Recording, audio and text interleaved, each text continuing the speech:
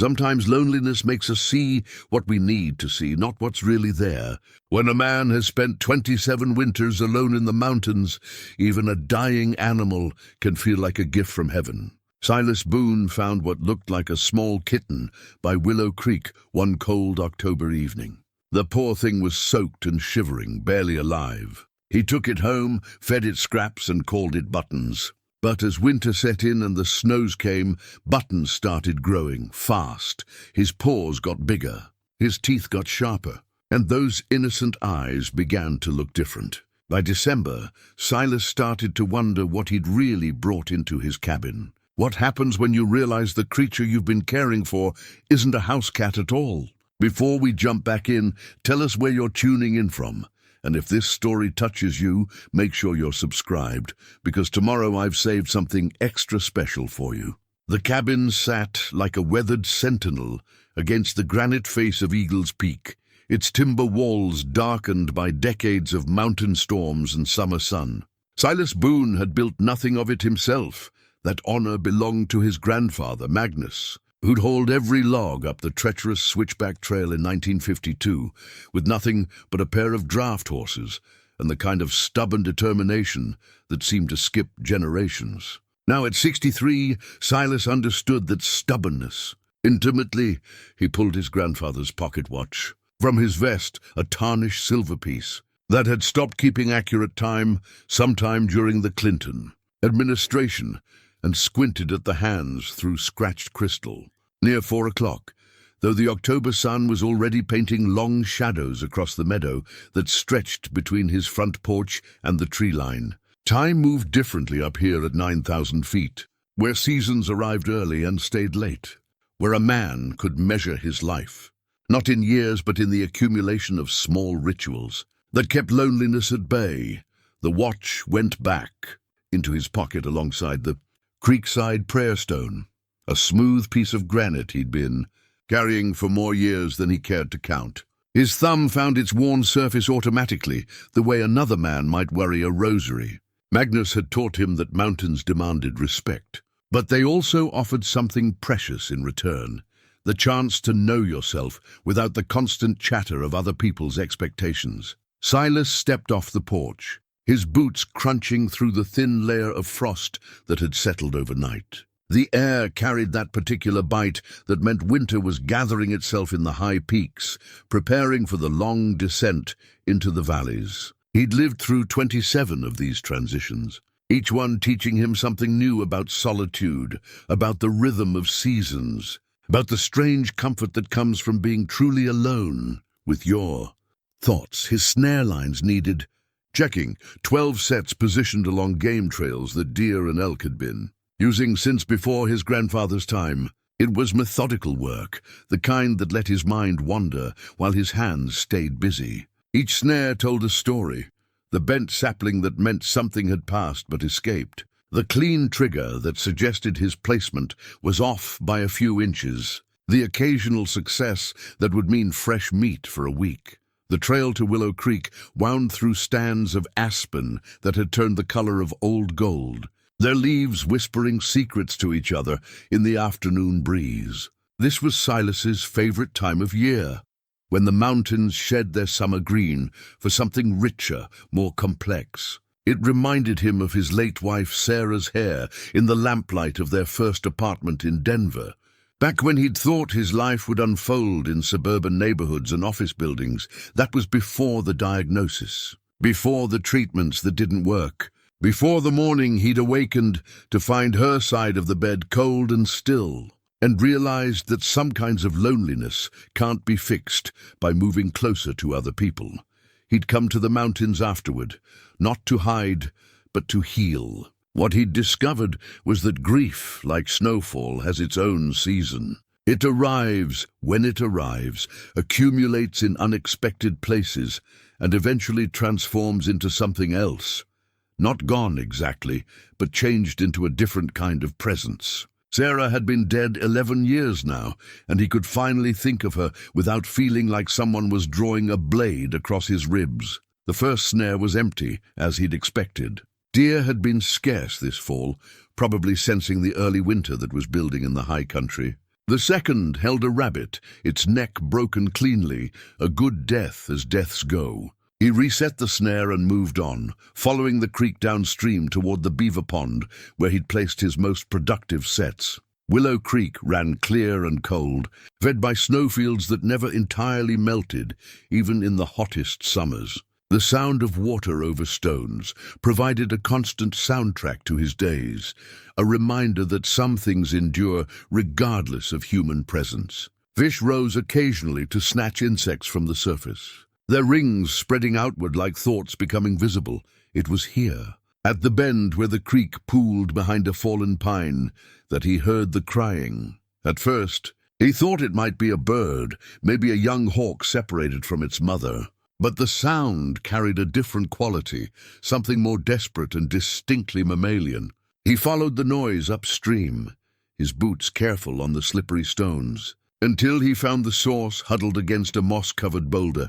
The kitten, for that's what it appeared to be, couldn't have weighed more than a pound. Its fur was matted and soaked, plastered against a frame so small that Silas could see the outline of its ribs. One eye was crusted shut, and the other stared up at him with the kind of desperate trust that animals reserve for their final moments. It had probably fallen into the creek upstream and been swept down by the current, too weak to climb out on its own. Silas crouched beside the water, extending one weathered hand toward the creature. It didn't try to run, a bad sign that suggested it was beyond the normal instincts of self-preservation.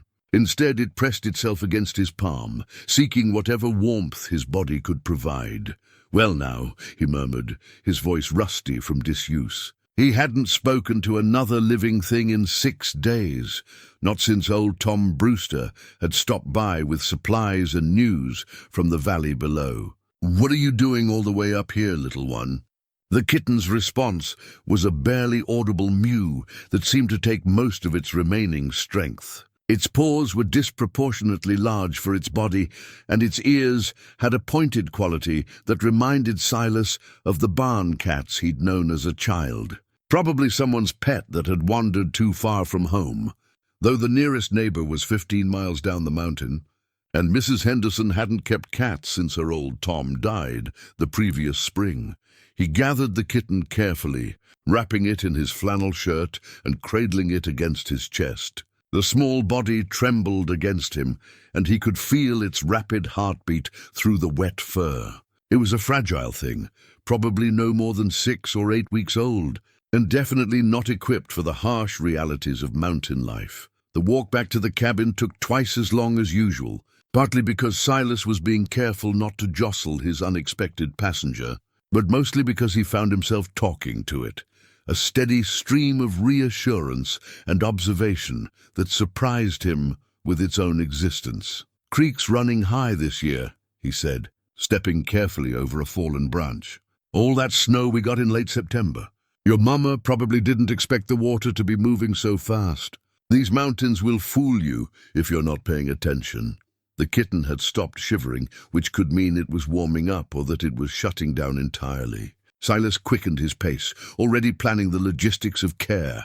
Warm milk if he had any, a towel by the fire, maybe a cardboard box lined with old newspapers. He'd nursed injured animals before, a hawk with a broken wing, a deer that had tangled itself in an old fence line, but always with the understanding that he was providing temporary assistance before releasing them back to their natural lives. This felt different. The kitten's eyes, the one that wasn't sealed shut, reminded him of something he couldn't quite name. Not just trust, but a kind of recognition, as if it understood that its survival now depended entirely on the kindness of this weathered man, who smelled like wood smoke and solitude. Back at the cabin, Silas set to work with the focused efficiency of someone who'd learned to be his own doctor, veterinarian and general problem solver. He warmed milk on the wood stove, diluting it with water and testing the temperature against his wrist the way he'd seen mothers do with babies. The kitten was too weak to lap from a dish, so he dipped his finger in the mixture and let it suck the liquid from his skin. After the third feeding, the sealed eye began to open, revealing a startling amber iris that seemed almost too large for the small face. The kitten's fur, once cleaned and dried, showed itself to be a complex pattern of browns and greys, with darker spots that reminded Silas of autumn leaves scattered on forest floor. "Buttons," he said aloud, and the name felt right, on account of those eyes. As evening settled over the mountains, Silas found himself with a problem he hadn't anticipated. The kitten refused to sleep anywhere, except pressed against his side. Every time he tried to move it to the makeshift bed he'd prepared by the stove, it would cry with surprising volume until he relented and allowed it to curl against his ribs. Lying in his grandfather's old bed, listening to the tiny purr that vibrated against his chest, Silas felt something shift inside him that he hadn't expected. It wasn't just the satisfaction of helping a helpless creature. He'd experienced that before. This was more like the feeling of a key turning in a lock he'd forgotten existed, opening a door to rooms in his heart that had been closed since Sarah's death. Outside, the first snow of the season began to fall. Soft flakes that caught the lamplight from his window and transformed the familiar landscape into something magical and new. Winter was coming early this year, just as he'd predicted, but for the first time in recent memory, Silas found himself looking forward to the long, quiet months ahead. 3 weeks passed like pages turning in a favorite book. Buttons had settled into the cabin's rhythm with the adaptability that young creatures possess, transforming from a near-death waif into a playful companion who seemed to find joy in the simplest things. A pine cone rolled across the floor, dust motes dancing in afternoon sunlight, the ritualistic preparation of meals that now included warming milk twice daily. Silas had forgotten how much life a small animal could bring to a space. The cabin, which had felt appropriately sized for one man's solitary existence, now seemed to hum with activity. Buttons had claimed the braided rug by the fireplace as his territory, but ventured forth on exploratory missions that took him under furniture, behind the wood box, and into corners that Silas hadn't thought about in years. The morning everything changed began like any other. November had arrived with its characteristic bite, and frost painted intricate patterns on the windows each dawn. Silas was at the kitchen table, working through his weekly inventory, flour, coffee, canned goods, in kerosene, making notes for the supply run he'd need to make before the first heavy snow made the mountain road impassable. Buttons was investigating something behind the old icebox, his tail twitching with the focused intensity that had become familiar. The kitten had grown noticeably in the weeks since his arrival, losing the skeletal fragility that had made him seem so vulnerable. His coat had filled out into something rich and lustrous, and those amber eyes had developed an intelligence that sometimes caught Silas off guard. "Find something interesting back there?" Silas asked, not really expecting an answer, but enjoying the one-sided conversation that had become part of their daily routine. The response wasn't the usual chirp or purr.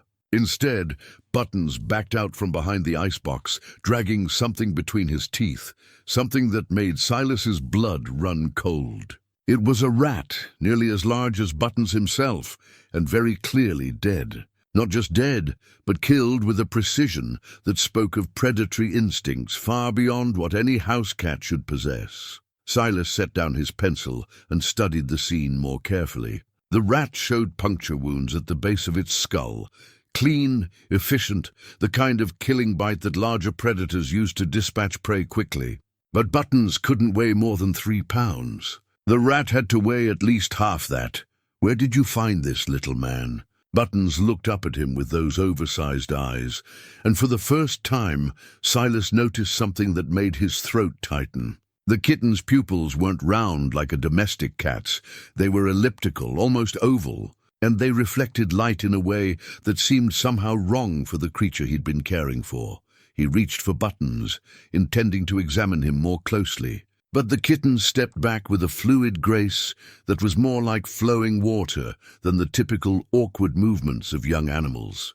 When Buttons opened his mouth to meow, Silas saw teeth that were definitely not kitten teeth, longer, sharper.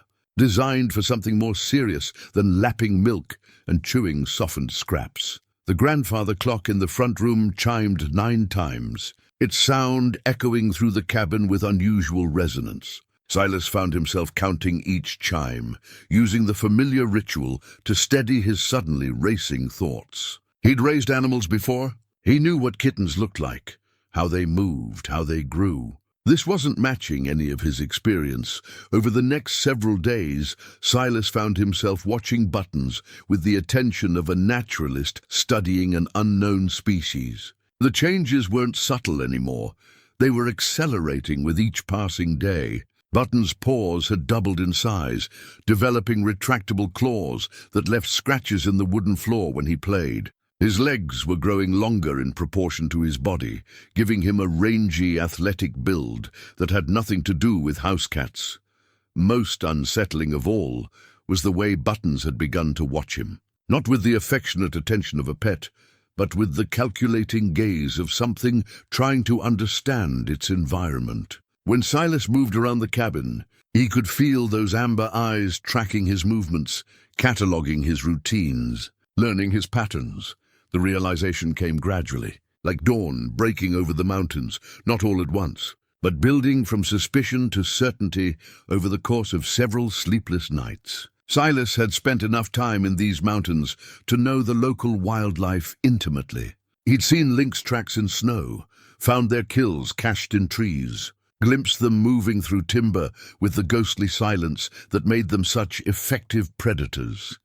He pulled out his grandfather's old encyclopedia, the leather-bound volume that had been a childhood fascination and now served as his primary reference for wildlife identification. The section on wildcats included detailed illustrations and descriptions that made his suspicions crystallize into uncomfortable truth. Lynx kittens were born in late spring, but sometimes a second litter would arrive in late summer if conditions were favorable.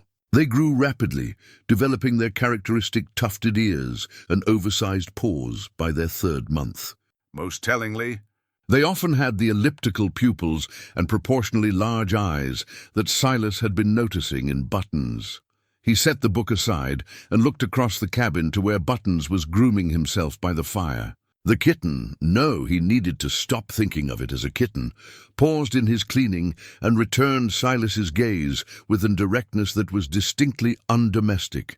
They stared at each other across the lamplit space, and Silas felt the weight of a decision that he wasn't ready to make. Outside, snow had begun to fall again, the heavy, purposeful flakes that meant business. The mountain road would be impassable within days, maybe hours, if the storm picked up intensity. Even if he wanted to take Buttons somewhere, to a wildlife sanctuary or back to wherever he'd originally come from, the opportunity was rapidly disappearing, but the deeper truth was more complicated than simple logistics. Over the past 3 weeks, Buttons had filled a space in Silas's life that he hadn't realized was empty. The animal's presence had given shape to his days, created routines around feeding and care that felt like purpose. More than that, it had reminded him what it felt like to be needed by another living creature. Sarah had been gone 11 years, and in that time, Silas had convinced himself that solitude was not just preferable, but necessary. He'd built his life around the absence of complications, the freedom from responsibility for anyone but himself. Buttons had changed that equation without asking permission. Now, watching the young lynx clean his oversized paws with methodical precision, Silas faced a question that had no easy answer. What did you do when the creature you'd grown to love turned out to be something wild, something that belonged to the mountains more than to any human dwelling? The snow continued to fall, each flake catching the lamplight and disappearing into the darkness beyond the windows. Winter was closing its grip on the high country, and with it came the isolation that had been both Silas's refuge and his prison for more than 2 decades. But this winter would be different. This winter, he wouldn't be alone. The question was whether that would turn out to be a blessing or the kind of complication that could get a man killed. Buttons finished his grooming and padded over to Silas's chair, pressing against his leg with the same affection he'd shown as a helpless kitten. But now, instead of comfort, the contact carried an undercurrent of something else, a reminder that wild things, no matter how much affection they showed, remained fundamentally unpredictable.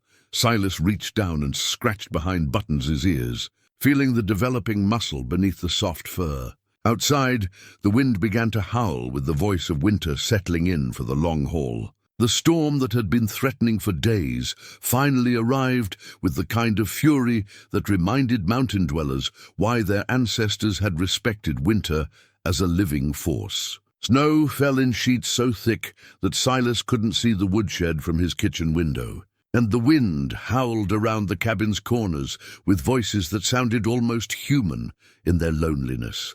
Inside, the cabin felt smaller than usual, made intimate by necessity and the constant presence of his unlikely companion. Buttons had grown visibly even in the week since Silas's realization about his true nature, and that growth brought new challenges that neither of them had been prepared for.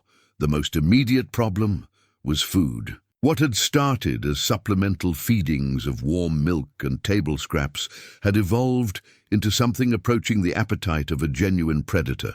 Buttons could consume nearly a pound of meat per day now, and his hunting instincts had awakened with a vengeance that left Silas both impressed and slightly unnerved. The cabin's small population of mice had been the first casualties. Silas had awakened 3 mornings in a row to find tiny corpses arranged in a neat line beside his bed.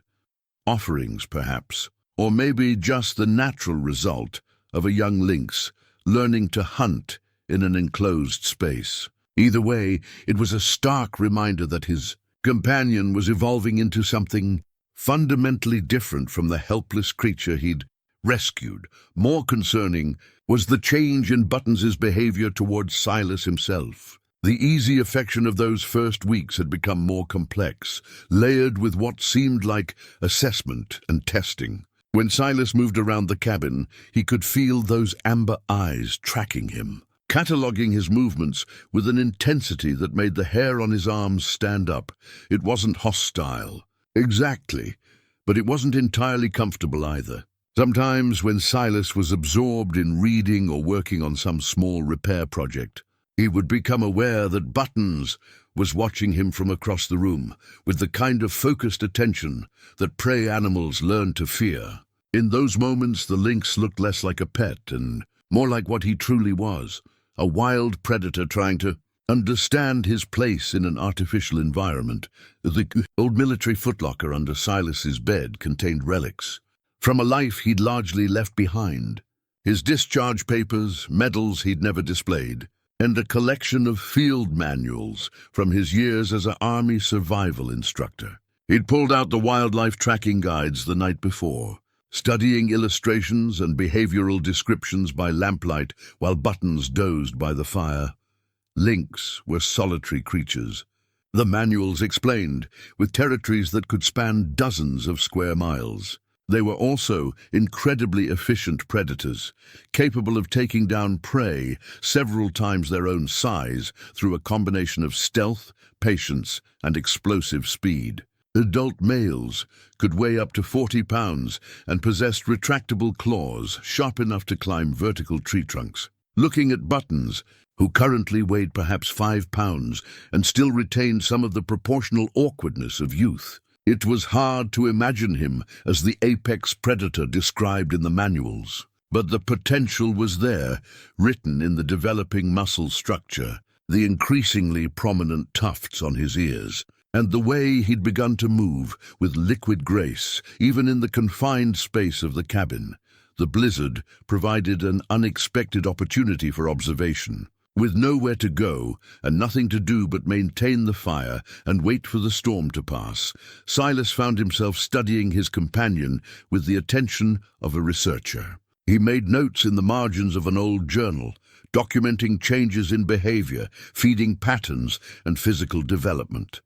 What emerged was a picture of remarkable adaptation. Buttons seemed to understand, on some instinctive level, that his survival depended on maintaining the relationship he'd established with Silas. He continued to seek physical contact, curling against Silas's side during the long evenings, purring with the same contentment he'd shown as a true kitten. But now that affection felt more deliberate, as if Buttons was making conscious choices about how to maintain his position in this strange, human-dominated territory.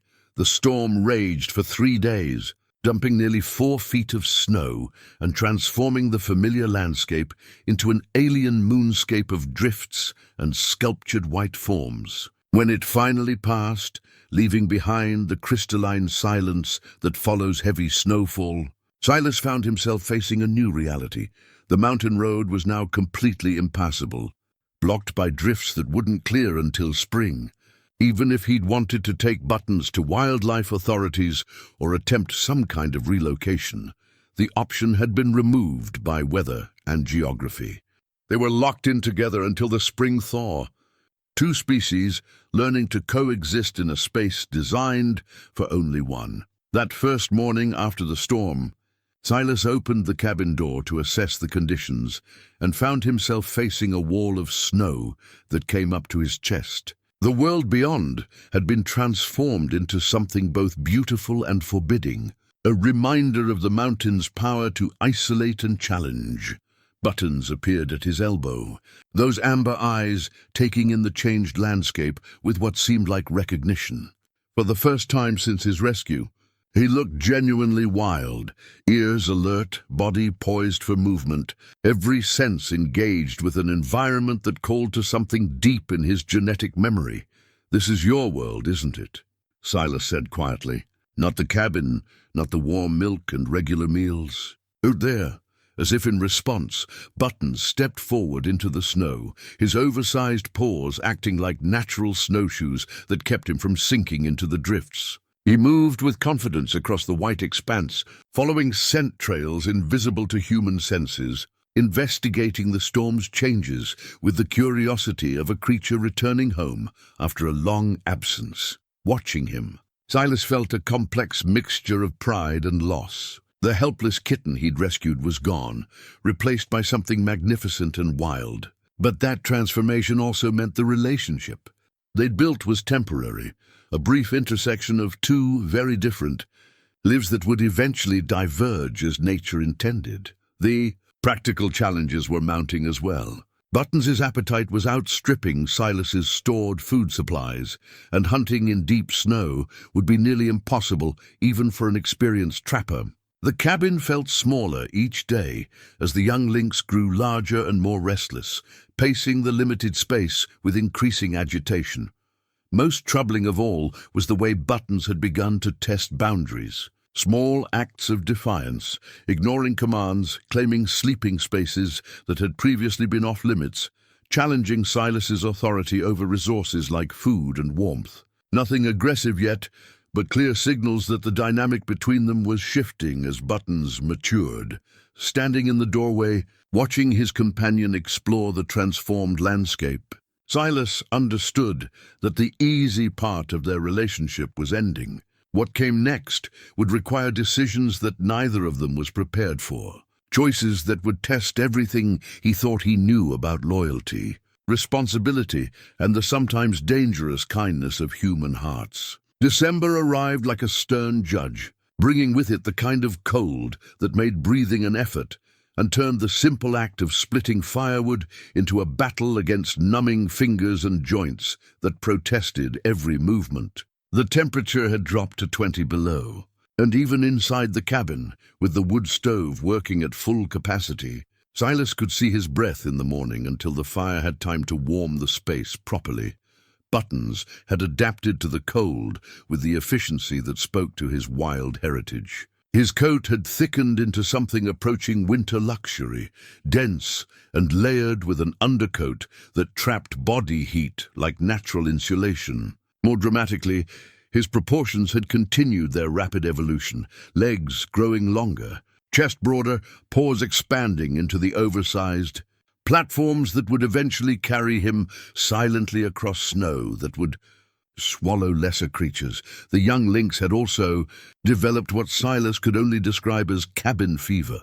As the space became more confining relative to his growing size, Buttons had begun displaying behaviors that were both fascinating and increasingly problematic. He would pace the perimeter of the main room for hours, following an invisible track that took him around the furniture, behind the stove, and back to his starting point in an endless loop that suggested deep frustration with his confinement. Silas had tried to address the restlessness by increasing their outdoor time, but the deep snow created its own challenges. While Buttons could navigate the drifts with natural grace, Silas found himself struggling to keep up. His aging knees and back protesting the effort required to move through snow that sometimes reached his waist. Their expeditions became shorter and less frequent, which only seemed to increase Buttons's agitation. The old hunting journal that had belonged to his grandfather contained observations about wildcats that Silas found himself consulting with increasing frequency. Silas Boone had been a careful observer of mountain wildlife, and his notes painted a picture of creatures driven by instincts that could be temporarily suppressed but never entirely eliminated. Young lynx reach sexual maturity around 10 months. Magnus had written in his precise script, "During this period, territorial behavior intensifies. Captive animals may become aggressive toward handlers, even those they previously accepted. The wild calls to the wild, and human affection cannot substitute for natural imperative." Reading those words by lamplight, with Buttons stretched across his feet in apparent contentment, Silas felt the weight of responsibility settling around him like a heavy coat. His grandfather had understood something that Silas was only beginning to grasp, that love, even the purest kind, could become a form of selfishness when it interfered with the natural order. The first serious incident occurred on a Tuesday morning when Silas was preparing breakfast. He'd been heating a pot of coffee on the stove when Buttons, moving with the silent speed that had become his trademark, suddenly appeared on the counter beside the burner. In one fluid motion, the lynx had knocked over the coffee pot, sending scalding liquid across the stovetop and floor. Silas's reaction was instinctive, a sharp "no!" accompanied by a motion to push Buttons away from the dangerous spill. But instead of the usual compliance, Buttons had responded with something Silas had never seen before, a warning hiss that revealed teeth designed for more than drinking warm milk. They'd stared at each other across the steaming mess, and in that moment, Silas understood that their relationship had entered new territory. Buttons wasn't challenging him out of malice, but from a growing awareness of his own power and a wild creature's natural resistance to being controlled. The cleanup had proceeded in tense silence, with Buttons watching from across the room while Silas mopped up the coffee and checked the stove for damage. Neither of them had approached the other for the rest of the day, maintaining a careful distance that spoke to the changed dynamic between them. That evening, as snow began falling again outside the frosted windows, Silas found himself examining his motivations with uncomfortable honesty. He'd told himself that keeping Buttons through the winter was about practicality, that releasing a young lynx into conditions this harsh would be tantamount to a death sentence. But the deeper truth was more complicated and harder to face. Buttons had given him something he hadn't realized he'd been missing, a sense of purpose that went beyond simple survival. Caring for the growing lynx had provided structure to his days, created routines around feeding and observation that felt like meaningful work. More than that, it had reminded him what it felt like to be needed by another living creature. But need, Silas was beginning to understand, could flow in both directions. Just as he needed Buttons' presence to fill the empty spaces in his solitary life, Buttons needed freedom to become what his genetics intended. The cabin that had been salvation for a dying kitten was becoming a prison for a maturing predator. The leather-bound photo album that Sarah had assembled during their years together sat on the shelf beside his grandfather's journals, and Silas found himself pulling it down more frequently as the winter deepened. The pictures told the story of a different life: suburban barbecues, vacation trips, the ordinary accumulation of shared experiences that marriage provided. One photograph in particular drew his attention. Sarah in their backyard garden, kneeling beside a patch of sunflowers she'd planted against his advice. They'd grown taller than either of them had expected, creating a miniature forest that blocked light from the vegetables she'd intended to cultivate nearby. But instead of being frustrated, she'd been delighted by their wild success. Sometimes, she told him, things need to grow beyond what we planned for them. Looking at that photograph now, with Buttons dozing by the fire and the wind howling around the cabin's corners, Silas felt the wisdom of her words settling into his understanding like snow accumulating in quiet places. Love wasn't always about holding on. Sometimes the deepest care required letting go. But the practical reality remained unchanged. The mountain was locked in winter's grip and would stay that way until April at the earliest. Whatever decisions needed to be made about Buttons's future would have to wait for spring. In the meantime, they would continue their strange coexistence. Two creatures learning to navigate the complex territory between wildness and domesticity, between need and freedom. Outside, the snow continued to fall, adding to the drifts that already made the cabin seem like a ship surrounded by a white ocean. Inside, man and lynx settled into another long night, each lost in dreams that spoke to very different kinds of homes. January brought a cold so profound that it seemed to have weight, pressing down on the mountain landscape like a living thing with intention and malice. The thermometer outside Silas's kitchen window hadn't climbed above 0 in 2 weeks, and the mercury had retreated so far into the bulb that he'd stopped checking it regularly.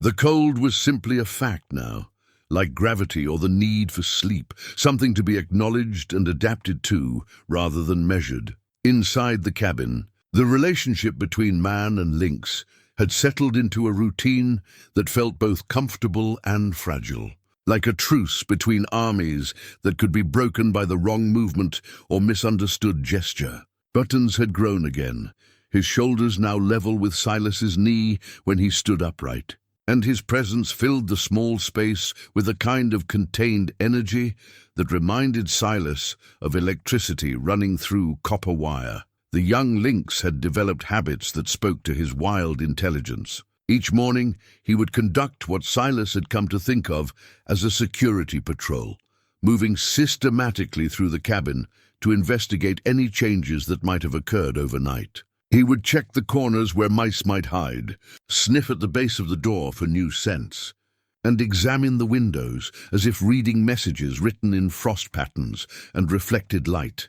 Sarah's old hope chest, positioned beneath the front window, had become Buttons's preferred observation post. From there, he could watch the meadow that stretched between the cabin and the tree line, tracking the movements of deer, elk, and the occasional coyote that ventured into the open to search for winter-killed carrion. His attention during these vigils was absolute, every muscle coiled with potential energy, amber eyes following movement patterns with the calculation of a born predator.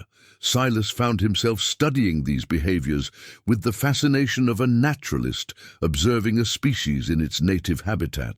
But the cabin wasn't Buttons's native habitat, and that fundamental contradiction was becoming more apparent with each passing day. The lynx's restlessness had evolved beyond simple cabin fever into something approaching genuine distress. The most troubling development was the way Buttons had begun to challenge the boundaries that had previously defined their relationship. Food, once shared willingly, had become a source of tension. Buttons would guard his meals with a possessiveness that included warning growls and defensive posturing that reminded Silas uncomfortably of the wildlife. Documentaries he'd watched in his former life. More concerning still was the way Buttons had begun to test Silas's authority over the cabin's territory. The lynx would claim sleeping spaces that had previously been off-limits. Silas's bed, the chair by the fire, the braided rug where Silas liked to sit while reading. When asked to move, Buttons would comply, but slowly and with a reluctance that suggested compliance rather than respect. The old military survival manual had a section on animal behavior that Silas found himself consulting with increasing frequency. The text was clinical in its assessment. Wild animals in captivity will often display increasing aggression as they mature, particularly if confined during the period when natural territorial instincts emerge. This behavior is not malicious, but represents the animal's psychological need to establish dominance within its perceived territory. Reading those words by lamplight, with Buttons stretched across the hearth in apparent contentment, Silas felt the weight of a decision he'd been avoiding. The young lynx wasn't becoming aggressive out of malice or ingratitude. He was simply becoming what nature intended him to be. And what nature intended was incompatible with sharing a 12 by 16-foot cabin with a human being. The practical challenges were mounting as well. Buttons' appetite had increased to the point where Silas's stored meat was disappearing faster than he'd calculated.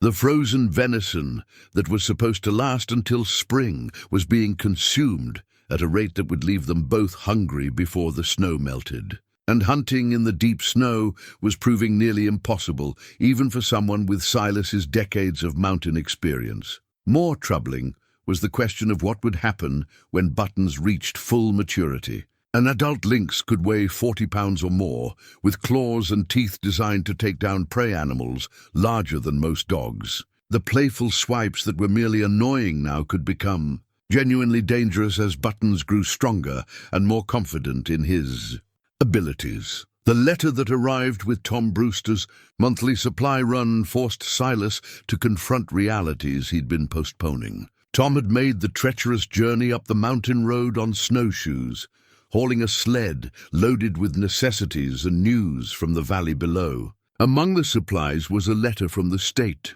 wildlife office, a routine inquiry about hunting licenses and harvest reports that, nonetheless, carried an implicit reminder of the laws governing wildlife possession, unlawful to possess, transport, or maintain any protected wildlife species without proper permits.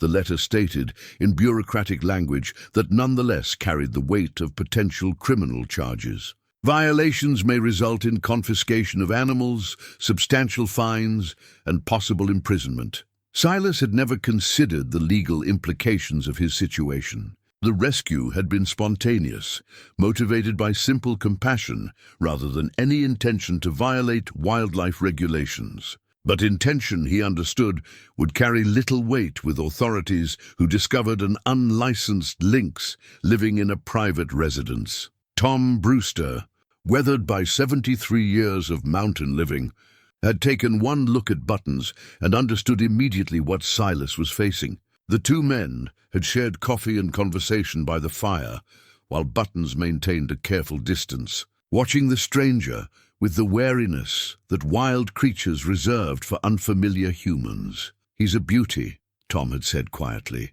his eyes following Buttons' movements around the cabin. "But you know what he is, don't you?"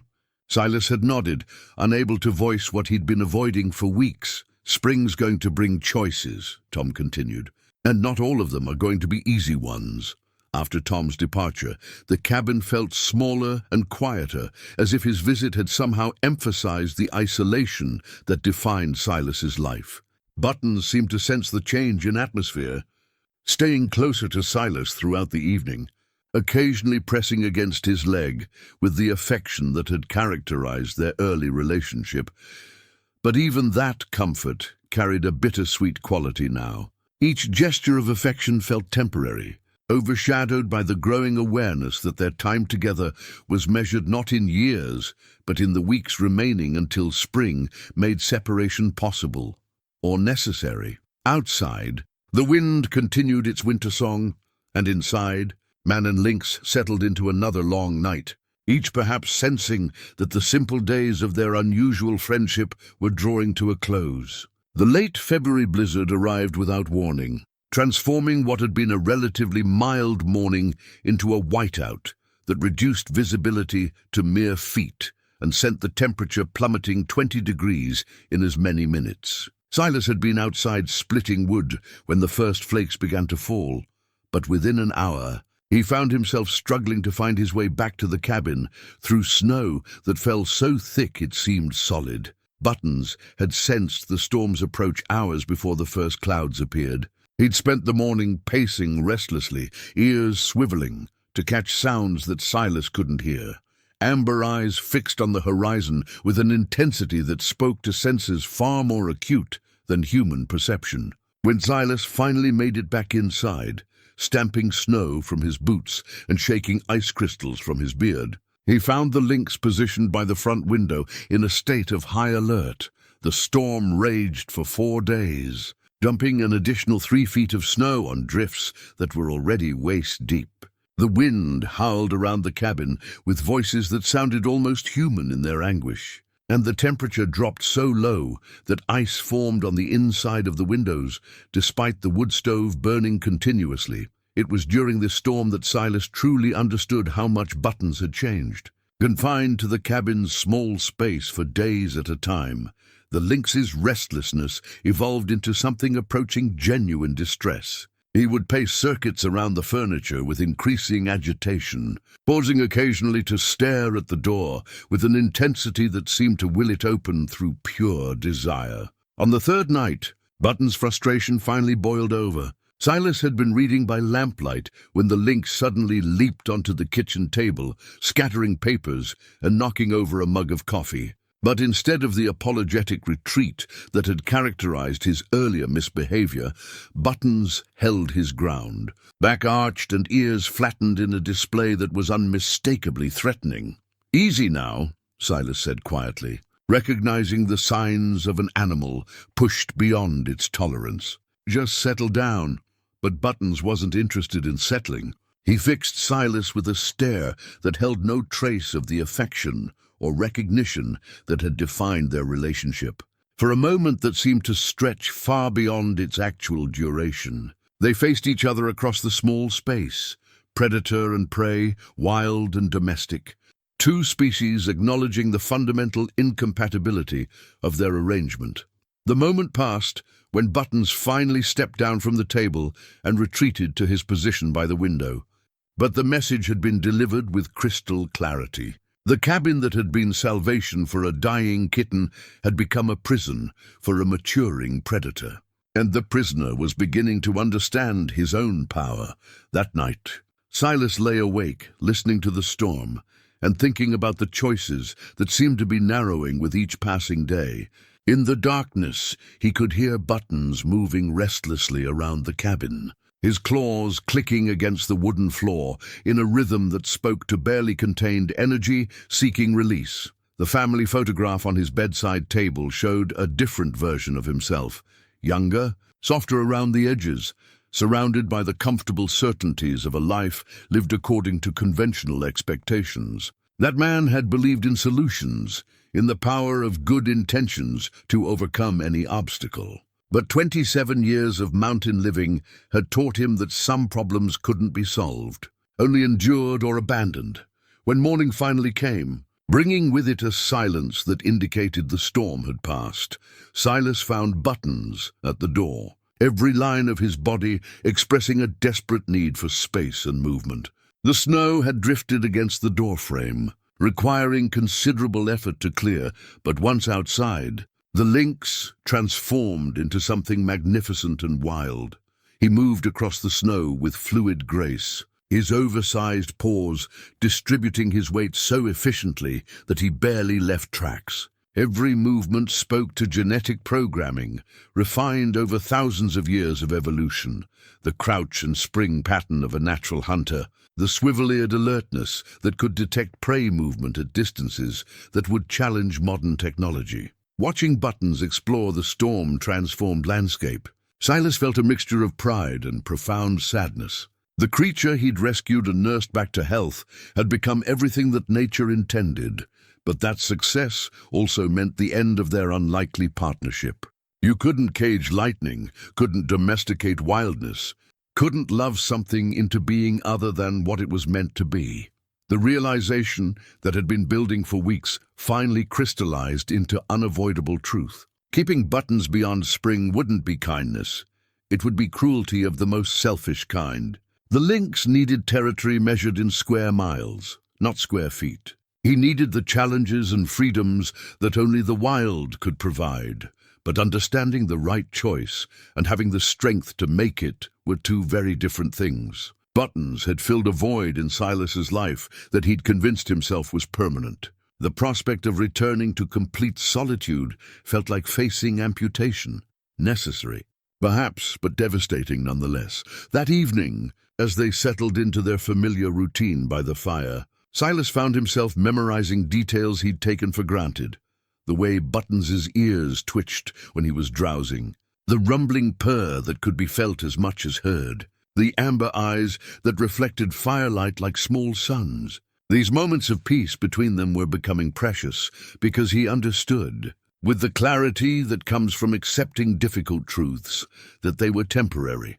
Outside, the temperature began to drop again, as clear skies allowed the day's meager heat to escape into space. February was nearly over, which meant spring was perhaps 6 weeks away.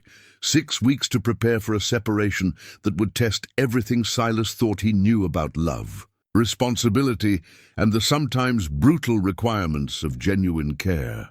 Buttons stretched beside the fire, his growing bulk taking up more space than seemed possible for an animal that had once fit in Silas's cupped hands. In sleep, he still looked peaceful, but Silas could see the powerful muscles beneath the luxurious coat, the retracted claws that could extend with lightning speed, the slightly open mouth that revealed teeth designed for purposes far removed from lapping warm milk. The mountain winter was entering its final phase, and with spring would come decisions that couldn't be postponed any longer.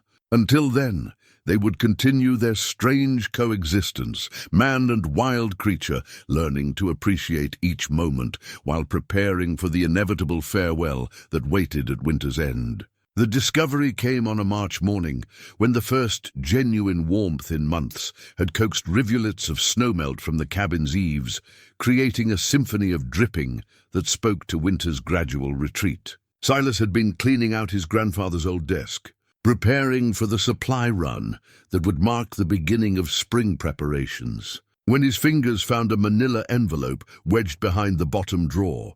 The envelope was yellowed with age and sealed with wax that had cracked but still held. Magnus Boone's precise handwriting across the front read, "For Silas, open when the mountain teaches you about wild things." The date beneath was nearly 30 years old, written sometime during Silas's final year of military service, long before he'd ever imagined making his life in these mountains. Inside, along with several pages of his grandfather's careful script, was a collection of photographs that made Silas's breath catch in his throat. The images showed Magnus, perhaps 20 years younger, sitting beside what was unmistakably an adult lynx. Not a house cat, not a small wild creature, but a full-grown predator that weighed at least 40 pounds. In photo after photo, man and lynx appeared comfortable together, the animal resting beside Magnus's chair, accepting food from his hand, even lying across his lap while he read by lamplight. But it was the final photograph that stopped Silas's heart entirely. It showed Magnus holding a small kitten that could have been Buttons's twin. The same amber eyes, the same oversized paws, the same distinctive facial markings that Silas had grown to know so well. The accompanying letter, written in Magnus's steady hand, began with words that seemed to reach across the decades. "My dear grandson, if you're reading this, it means the mountain has brought you the same gift it once brought me." Her name was Aurora, and she came to me much as I suspect your companion came to you, injured, helpless, needing rescue from circumstances that would have meant certain death. Silas sank into his grandfather's old chair, the letter trembling in his hands, as understanding began to reshape everything he thought he knew about his situation. "I kept Aurora for 3 years," the letter continued. "Told myself it was temporary, that I was simply providing sanctuary until she could survive on her own. But the truth was more complicated. After your grandmother died, Aurora filled a space in my life that I didn't know how to fill otherwise. She became my companion, my purpose, my excuse for staying human in a place that could make a man forget what human connection felt like. The pages went on to describe a relationship that mirrored Silas's own experience with Buttons, the gradual growth, the increasing restlessness, the growing awareness that love and captivity could become indistinguishable from each other when filtered through grief and loneliness. The morning I found Aurora dead in the snow outside my door changed everything, Magnus wrote. She had tried to leave multiple times during her final spring with me, but I had always managed to coax her back with food, warmth, the familiarity of our routine. I told myself I was protecting her, but I was really protecting myself from the loneliness her departure would bring. Silas felt his throat tighten as he read the next passage. The wildlife biologist who examined her remains told me that Aurora had died of what he called captivity syndrome, a psychological condition that affects wild animals kept beyond their natural capacity for domestication. Her body had been healthy, her appetite normal, but something in her spirit had simply given up. She had forgotten how to be wild, but could never learn to be truly tame. I had loved her into a kind of living death. The letter included detailed observations about Link's behavior, territorial needs, and the psychological damage that could result from prolonged captivity. But more than that, it revealed a man's journey through the same emotional territory that Silas was now navigating, the terrible tension between love and freedom, between human need and wild nature. If you're facing the same choice I faced, Magnus wrote, I pray you'll be wiser than I was. Aurora taught me that true love sometimes requires letting go, even when holding on feels like the only way to survive your own loneliness. The mountain will test you on this, grandson.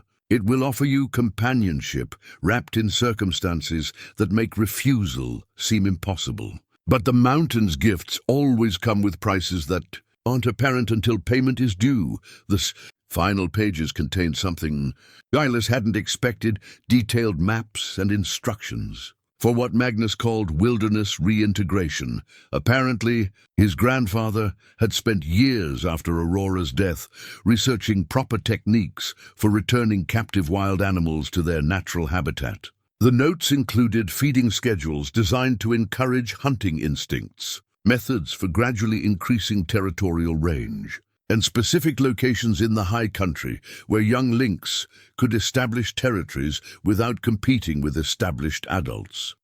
Most importantly, the papers included contact information for Dr. Elena Rodriguez, a wildlife biologist who specialized in lynx reintroduction and had apparently been consulting with Magnus for years about his guilt over Aurora's fate. Sitting in the lamplight, with Buttons stretched across the hearth, Silas felt the weight of inherited wisdom settling around him like a familiar coat. His grandfather had walked this path before him, had made the mistakes that Silas was poised to repeat, and had spent years developing the knowledge that could prevent history from echoing itself. But knowledge and wisdom weren't the same thing as emotional readiness. Reading about proper reintroduction techniques was one thing. Actually implementing them was another entirely. The thought of deliberately encouraging Buttons to leave, of systematically dismantling the relationship that had given his life meaning for the past 5 months, felt like planning his own surgery without anesthesia. Buttons stirred by the fire, perhaps sensing the change in atmosphere, and padded over to press against Silas's leg with the affection that had become their evening ritual. But now, instead of simple comfort, the gesture carried the weight of everything Silas had just learned. This wasn't the first time such a relationship had developed in this cabin. It wouldn't be the last time a lonely man would be tempted to mistake rescue for possession, care for ownership. The difference was that Silas now had the benefit of his grandfather's experience, the roadmap of someone who had traveled this emotional territory and emerged with hard-won wisdom about the difference between love and selfishness. The question was whether he would have the courage to use that wisdom when the time came to make the choice that had broken his grandfather's heart decades earlier. Outside, the sound of snowmelt continued, each drop marking winter's retreat and spring's inevitable approach. Somewhere in the high country, according to Magnus's notes, there were territories waiting for young lynx ready to claim their birthright. And somewhere in Silas's heart, preparations began for the most difficult act of love he had ever contemplated. The envelope also contained one final item, a small wooden carving of a lynx that Magnus had made during the years after Aurora's death. A note attached to it read simply, "For remembering that some gifts are meant to be given away." The phone call to Dr. Elena Rodriguez changed everything. Silas had wrestled with the decision for 3 days after discovering his grandfather's letter, the business card for the wildlife biologist feeling like it weighed 10 pounds in his shirt pocket. When he finally made the trek down to Tom Brewster's place to use the landline, his hands were shaking as he dialed the number that Magnus had carefully preserved for more than 2 decades. Dr. Rodriguez's voice carried the kind of professional warmth that comes from years of dealing with people facing impossible choices about wildlife they'd grown to love. She listened without judgment as Silas explained his situation, occasionally asking questions that revealed both deep expertise and genuine understanding of the emotional complexities involved. "Your grandfather contacted me many times over the years," she said when Silas finished his story. "He carried tremendous guilt about Aurora's death, but he also developed some of the most thoughtful reintegration protocols I've ever seen." Magnus understood that releasing a captive lynx isn't just about opening a door. It's about rebuilding instincts that captivity suppresses. The conversation that followed was both hopeful and sobering. Dr. Rodriguez explained that successful reintegration required months of careful preparation, gradual expansion of territory, and systematic encouragement of hunting behaviors that might have been dormant during captivity. But she also made clear that every day of delay made success less likely. "Lynx have a critical window for learning territorial behaviors," she explained. "Your Buttons is probably approaching the upper limit of that window. We need to begin the process immediately if we want to give him the best chance of survival in the wild." The drive back to the cabin took twice as long as usual, not because of road conditions, but because Silas found himself stopping frequently to absorb the weight of what he'd committed to. Dr. Rodriguez would arrive within the week to begin the assessment process. If Buttons was deemed suitable for reintegration, and she'd warned that not all captive-raised wildlife could make the transition, they would begin a program designed to systematically return him to his natural habitat. Buttons seemed to sense the change in atmosphere as soon as Silas returned to the cabin. The lynx followed him more closely than usual, occasionally pressing against his leg with an urgency that suggested awareness that something significant was shifting in their relationship. When Silas sat down to read that evening, Buttons claimed his lap with a possessiveness that hadn't been evident since his early weeks of recovery. The next few days passed in a haze of preparation and second-guessing. Silas found himself cataloging every interaction with Buttons, memorizing gestures and expressions that he might never see again. The way the lynx stretched in morning sunlight, the barely audible rumble of contentment when his ears were scratched, the amber eyes that seemed to hold intelligence far beyond what any house cat could possess. But alongside the sentimentality came practical concerns that kept him awake at night. According to Dr. Rodriguez, the reintegration process would begin immediately, but could take months to complete.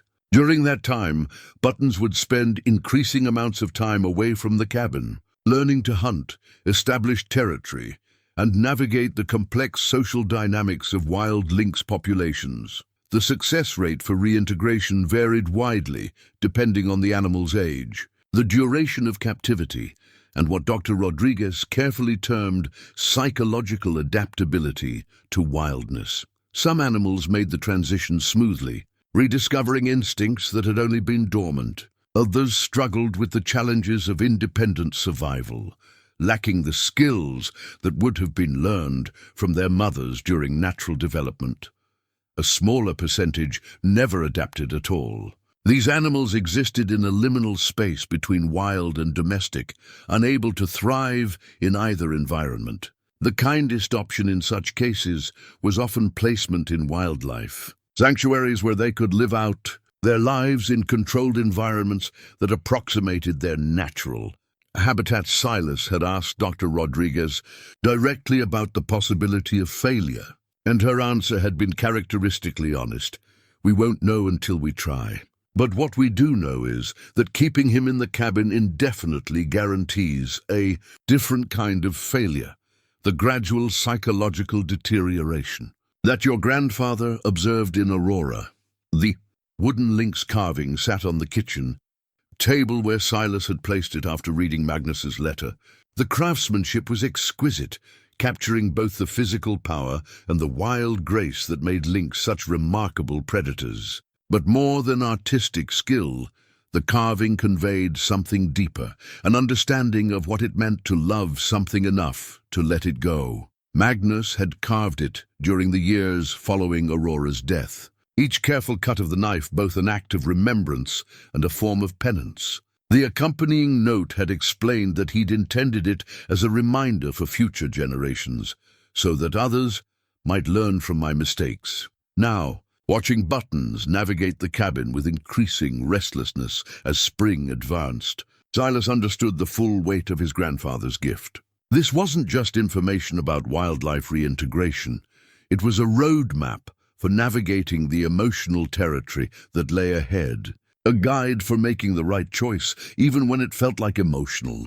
Suicide. Dr. Rodriguez arrived on a Thursday morning when patches of bare ground were beginning to emerge from the retreating, snow-like islands appearing as floodwaters recede. She was younger than Silas had expected, perhaps 45, with graying hair pulled back in a practical ponytail and the kind of weathered hands that spoke to years of outdoor work. Her assessment of Buttons was thorough and professional, involving detailed observation of his behavior, physical examination, and what she called wildness indicators, tests designed to evaluate how much of his natural predatory instinct remained intact despite months of domestic care. He's magnificent, she said after completing her initial evaluation. Physical condition is excellent. Size and weight are appropriate for his age, and most importantly, his responses to stimuli suggest that his hunting instincts are still active. The way he tracks movement, his reaction to unfamiliar sounds, even his body language when he's focused, all of that indicates we're working with an animal that remembers how to be wild. But the assessment also revealed areas of concern. Buttons had developed dependencies on human care that would need to be systematically addressed. His feeding schedule was too regular, his environment too predictable, his territory too confined. The reintegration process would require breaking down these dependencies while building up the skills and confidence needed for independent survival. The good news, Dr. Rodriguez continued, is that lynx are naturally solitary animals. Unlike pack animals that need to learn complex social hierarchies, Buttons only needs to remember how to be alone in the wild. That's actually something we can work with. The plan she outlined was both comprehensive and heartbreaking in its systematic approach to separation. They would begin immediately with expanded territory, supervised excursions that would gradually increase in duration and distance from the cabin. Feeding schedules would become irregular, mimicking the uncertainty of wild hunting. Most challenging of all, human contact would be gradually reduced to prevent Buttons from developing the kind of emotional dependency that had proven fatal for Aurora. The hardest part for you, Dr. Rodriguez said, with the gentle directness that Silas was learning to appreciate, will be stepping back emotionally just when he needs you most. The process will be confusing for him initially. He may try to return to the old patterns of dependence. If we give in to that, if we comfort him when he's struggling with the transition, we undermine everything we're trying to accomplish. That evening, as they settled into what might be their last normal routine together, Silas found himself studying Buttons with new eyes. The lynx had grown into something truly impressive, nearly 30 pounds of muscle and grace, with the distinctive facial ruff and ear tufts that marked him unmistakably as wild. But more than physical development, there was something in his demeanor that suggested readiness for challenges beyond the cabin's limited scope. Outside, the sound of snowmelt had become a constant background music, and occasional patches of green were beginning to emerge in protected areas near the cabin's foundation. Spring was arriving with its usual mixture of promise and disruption, bringing with it changes that couldn't be stopped or postponed. The reintegration process would begin tomorrow, launching Buttons on a journey back to wildness that could take months to complete. For Silas, it would mark the beginning of a different kind of journey, learning to live with the knowledge that sometimes the deepest love requires the courage to inflict necessary pain. The first day of reintegration began before dawn, with Dr. Rodriguez arriving as the eastern peaks caught the first hint of light. She moved with the quiet efficiency of someone accustomed to working with wild animals, setting up monitoring equipment and reviewing protocols, while Buttons watched from his position by the window with obvious curiosity about this new human presence. "We'll start with supervised exploration," Dr. Rodriguez explained as they prepared for the initial excursion. "I want to see how he responds to expanded territory, whether his hunting instincts engage when he encounters appropriate stimuli, and most importantly, how strong his attachment to the cabin has become."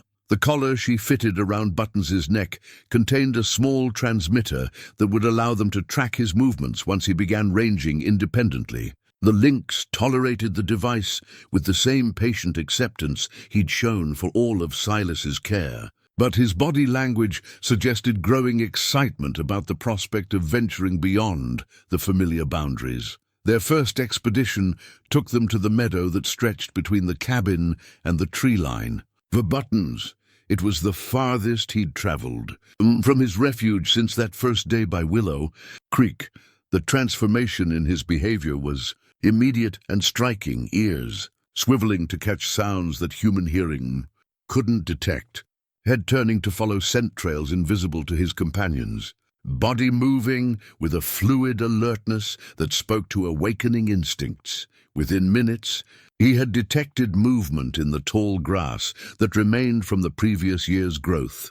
His approach was textbook predatory behavior: low crouch, controlled breathing, weight distributed to minimize sound, amber eyes fixed on his target with laser intensity. When a field mouse broke cover and darted toward the tree line, Buttons's response was explosive speed that covered 20 feet in what seemed like a single fluid motion. The kill was swift and clean, accomplished with the kind of precision that spoke to genetic programming rather than learned behavior. Buttons dispatched the mouse with a single bite to the base of the skull, then sat back on his haunches with an expression that could only be described as satisfaction. "Perfect," Dr. Rodriguez murmured, making notes on a waterproof pad. "His hunting sequence is completely intact. That's the most important indicator for successful reintegration." But it was what happened next that truly revealed the complexity of Buttons's situation. Instead of consuming his prey immediately, as a wild lynx would do, he picked up the mouse and trotted back to Silas, dropping it at his feet with the same offering behavior he'd displayed with the rats he'd caught in the cabin. The gesture was both heartwarming and heartbreaking, evidence of the bond they'd formed, but also proof of how thoroughly domesticated Buttons had become in his understanding of human relationships. In his mind, Silas was still the provider, the alpha, the source of security and approval. The successful hunt was a gift rather than independent survival. "This is exactly what we expected," Dr. Rodriguez said quietly. "He knows how to hunt, but he doesn't yet understand that hunting is about feeding himself rather than pleasing you. That's what we need to change." The second phase of the day's training involved what Dr. Rodriguez called independence conditioning. They moved deeper into the forest, following game trails that showed evidence of deer and elk passage. Here, surrounded by the sounds and scents of the wild ecosystem he'd been born to navigate, Buttons began to display behaviors that neither Silas nor Dr. Rodriguez had seen before. His movement pattern changed, becoming more purposeful and less playful. He investigated scent marks left by other predators, his reaction suggesting recognition of territorial boundaries and hierarchies. When they encountered fresh deer tracks, he followed them with the focused intensity of a creature understanding, perhaps for the first time, that this was his natural purpose.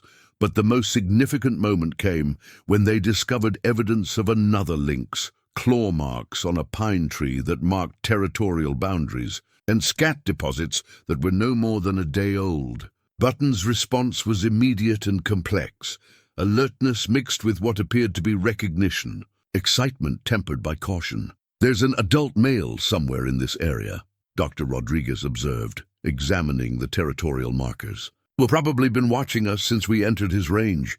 This is good. Buttons needs to understand that he's not the only lynx in these mountains." As if summoned by her words, a low growl echoed from the timber above them, followed by the sound of something large moving through the undergrowth. Button's entire body went rigid, every sense focused on the unseen presence. For several minutes, they stood in tense silence while two lynx evaluated each other across the forest distance. The encounter ended when the adult male apparently decided that the young intruder wasn't worth confronting. But the effect on Buttons was profound. For the first time since his rescue, he looked genuinely wild, his body language speaking to awareness of his place in a larger, more complex world than the safety of human care. The walk back to the cabin was subdued, each of them processing what they'd observed in their own way. But as they approached the familiar structure, Silas noticed that Buttons' pace slowed, his eagerness to return home replaced by something that looked remarkably like reluctance. The fourth week of reintegration brought the morning that Silas had been dreading since the process began. Dr. Rodriguez arrived to find Buttons missing from the cabin, his tracking collar indicating that he had been gone for nearly 8 hours, the longest absence since the program started. "This is normal," she assured Silas as they studied the GPS. Coordinates on her tablet. "He's been extending his range gradually, building confidence. The fact that he stayed out overnight suggests he's beginning to understand that he can survive independently." But Silas felt none of her professional calm. The empty cabin echoed with absence in a way that reminded him too sharply of the months following Sarah's death. Every familiar space seemed to mock him with memories of Buttons' presence, the braided rug where he'd spent countless evenings, the sunny spot by the window where he'd conducted his morning vigilance, the warm depression in the bed where he'd slept pressed against Silas's side. The tracking data showed that Buttons had spent the night near Willow Creek, not far from the spot where Silas had first found him. The symmetry felt intentional, as if the young lynx was completing some kind of circle, returning to his origins before making the final break with domesticity. They found him just after noon, crouched beside the creek with the focused intensity of successful hunting. The remains of a rabbit lay partially concealed beneath a fallen log, evidence that he was not only killing prey, but caching it according to wild instincts. More significantly, when he saw them approaching, his first response was not the eager greeting that had characterized their earlier reunions, but a wariness that spoke to newly awakened protective instincts. "He's claiming territory," Dr. Rodriguez observed with quiet satisfaction. "Look at his body language. Ears forward, weight balanced for quick movement, eyes tracking our approach. He's not seeing us as pack members anymore. We're potential threats to his resources." The observation was professionally accurate and personally devastating. Over the course of 4 weeks, Silas had watched his companion transform from a dependent house cat into something magnificently wild. But that transformation also meant the gradual erosion of the bond that had given Silas's life meaning for nearly 6 months. The moment of final separation came with surprising abruptness. They had been observing Buttons from a respectful distance when the adult male lynx they'd encountered weeks earlier finally made his presence known. He emerged from the timber like a grey ghost, moving with the absolute confidence of a creature secure in his dominance. The confrontation was brief but definitive. The older lynx approached with deliberate slowness, his size and bearing making clear that this was his territory and Buttons was an intruder. But instead of fleeing or submitting, Buttons held his ground with a display of mature confidence that surprised everyone present. What followed was a ritualized exchange of threats and posturing that ended with the adult male apparently accepting Buttons as a legitimate presence in the area, not as a subordinate, but as a young adult worthy of recognition. When the older lynx finally withdrew into the timber, Buttons remained in place, his body language radiating newfound confidence. "He's been accepted," Dr. Rodriguez whispered. "That's the final step. Recognition by the established population. He's officially wild now." As if to confirm her assessment, Buttons turned toward them with an expression that was both familiar and strange. The amber eyes still held intelligence and recognition, but also something new, a distance that spoke to loyalties that had shifted from human to wild. He approached them slowly, and for a moment Silas thought he might be returning to his old patterns of affection. But instead of pressing against Silas's leg or seeking physical contact, Buttons simply sat down about 10 feet away and regarded them with what could only be described as polite acknowledgement. The message was clear and heartbreaking in its finality. He remembered them, perhaps even felt gratitude for their care, but he was no longer theirs. The cabin, the regular meals, the warm safety of human protection, all of that belonged to a different phase of his life, one that was now complete. Dr. Rodriguez touched Silas's arm gently. "This is what success looks like," she said quietly. "It's never easy, but it's what we've been working toward." They left him there by the creek, a magnificent wild creature in his natural habitat, surrounded by the sounds and scents that would guide the rest of his life. The GPS collar would continue transmitting for several more weeks, allowing them to monitor his transition. But the real work was done. Walking back to the cabin through the spring afternoon, Silas felt the weight of success settling around him like a heavy coat. He had accomplished what his grandfather had failed to do. He had loved a wild creature enough to let it go, before that love became a prison. But understanding the rightness of his choice didn't make the empty cabin any easier to face, or fill the silence that Buttons' absence left behind. 6 months later, the first snow of another winter was falling softly outside Silas's windows, transforming the familiar landscape into the clean geometry of drifts and shadow that marked the mountain's annual retreat into dormancy. He sat at his grandfather's desk, updating his journal with observations that had become both routine and profound in their ordinariness. The GPS collar had transmitted data for 8 weeks after Buttons' release, painting a picture of successful integration that exceeded Dr. Rodriguez's most optimistic projections. The young lynx had established a territory encompassing nearly 12 square miles of prime habitat, successfully competed with established predators for resources, and even shown evidence of courtship behavior with a female who had wandered into his range from the eastern slopes. The final transmission had come from a location nearly 20 miles north of the cabin, suggesting that Buttons had not only survived his return to wildness, but prospered enough to expand his territorial claims. Dr. Rodriguez had pronounced the reintegration an unqualified success, one of the smoothest transitions she'd documented in 15 years of wildlife rehabilitation. But for Silas, success was measured in smaller, more personal terms. It was the absence of anxiety when winter storms raged outside his door, knowing that somewhere in the mountains, Buttons was surviving them with the skills that nature intended.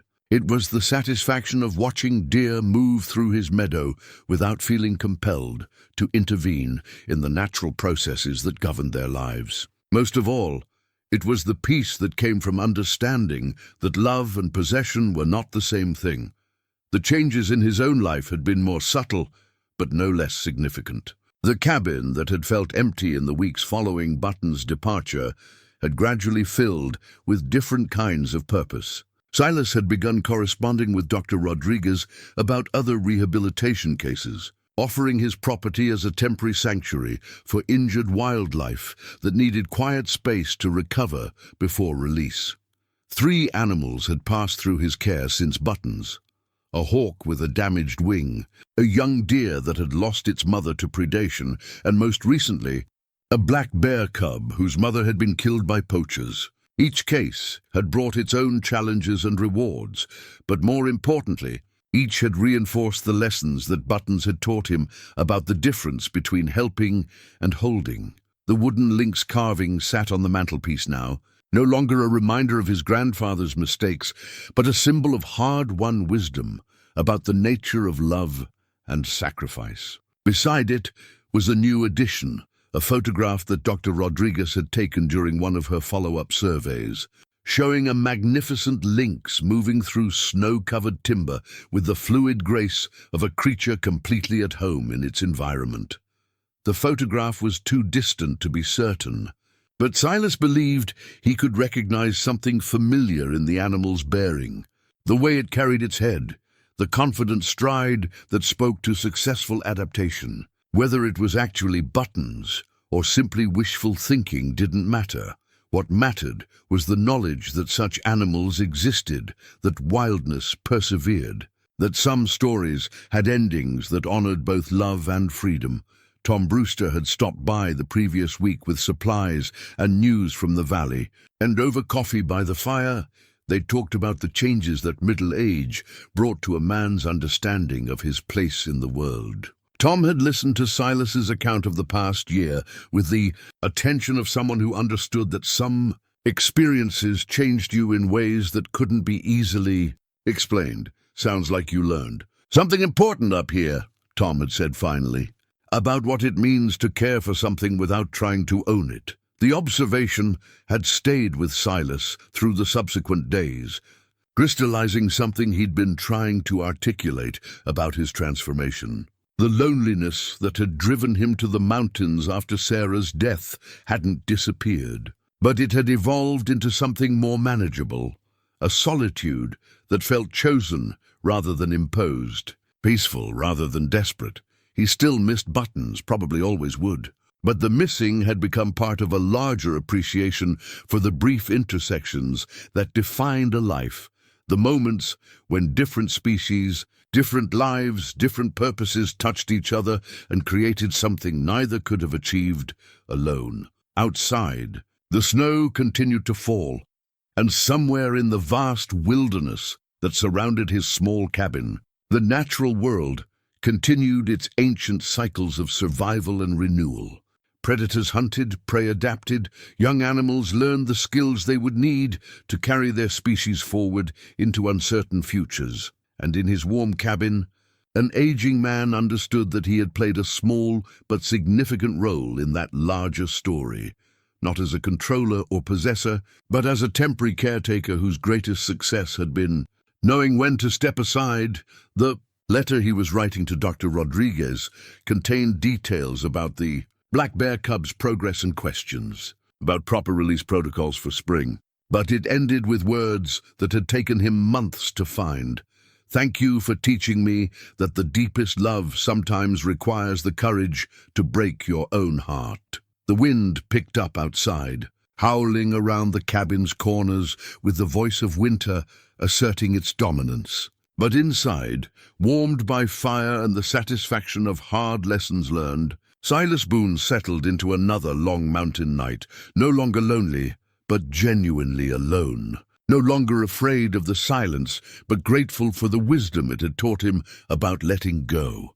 On the mantelpiece, the wooden lynx caught the firelight and seemed to move in the dancing shadows, a reminder that some gifts are meant to be given away, and that sometimes the greatest act of love is learning when to open your hands and set something free.